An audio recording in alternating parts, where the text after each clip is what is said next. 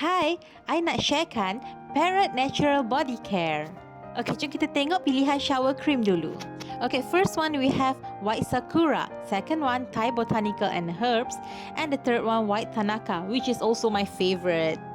Okay, next jom Fifa tunjukkan pilihan sabun mandi pula, Parrot Natural Bar Soap. My favourite White Tanaka. Bau dia ni wangi sangat. Okay, pilihan yang lain pun wangi juga. Okay, jom Fifa tunjukkan texture shower cream tadi.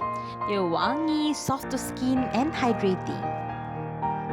Okay, jom kita try pula untuk guna shower cream ni dengan menggunakan body sponge ni.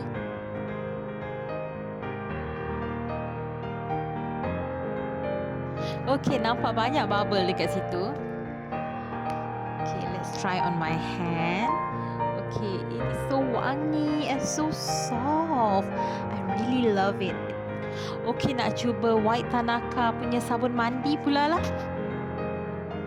Okay, cara nak gunakan sabun mandi ni, kita kena basahkan sikit dengan air and then just gosokkan je ke kulit kita.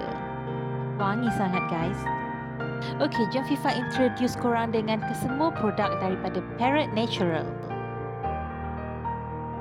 Botanical Thai, bau klasik dan elegan. White Tanaka, baunya casual sesuai untuk mereka yang aktif.